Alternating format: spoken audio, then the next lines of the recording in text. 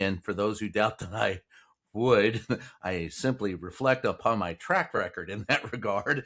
And I would say there were others. Peter from NBC, when Jim Acosta was verbally accosted during this was the first press briefing after the midterm elections in his first administration, and he and Donald Trump and I had gotten into it, and then Acosta came after me, and Trump was already upset and went after Acosta, and then Peter from NBC went and said, no, look, he's a good reporter. And then Donald Trump went after Peter and said, well, you're not so damn good yourself, and I think you're fake media. There have been times in that press briefing room where it's entirely appropriate to stand up to face that kind of bullshit. The fact of the matter is that's deflection. And the best way, well, when I went after his second press secretary after in his first administration, when she came up and called us all fake media, I said, look, you've been elected. You're here for 4 years. There's nothing we can really do about that. And all they have to do, if they think we're fake media, is turn the channel or pick up a different newspaper. But you've got to answer the questions. And that's the issue, holding them accountable.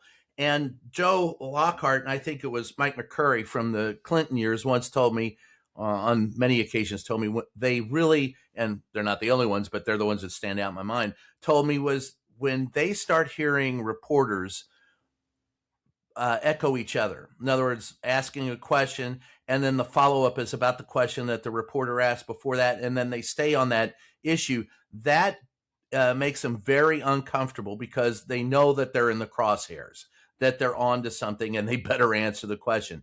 What Levitt does is juvenalistic. What she does is unprofessional. What she does is inappropriate. But she works for an unprofessional, inappropriate president who is happy to have her deflect and act like a child. What the press needs to do under those circumstances is, and there are examples of it, Acosta, April Ryan, myself, Peter Alexander from NBC, from CBS. I mean, there were at least Jeff Mason, by the way, who's been neutered. All of Reuters just completely neutered.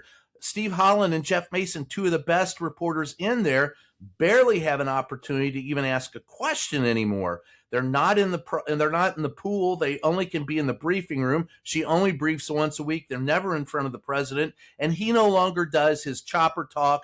Or the only time you ever really see this president anymore is when he's in front of the in-house pool, and if there's an expanded pool, it's filled with right-wing activists.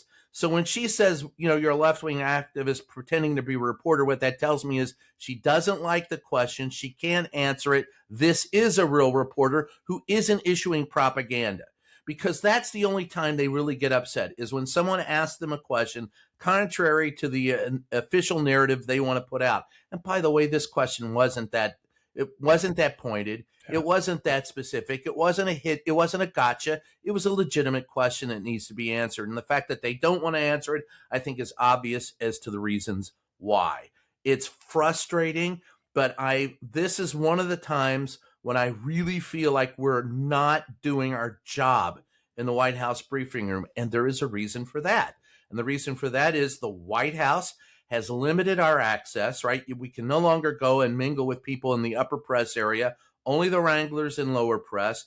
He has the White House itself assigns the people in the reporting pool, in the in-house reporting pool. So the White House Correspondents Association has ceded that responsibility to them. And then they've stacked the deck with right-wing reporters. So anytime a real reporter is in that room asking a real question, she gets to single them out and hammer them, because she knows chances are the numbers are in her favor, that no one's going to come to their defense. And it's one of the reasons why I, even with a hard pass, have a hard time getting anywhere with this White House.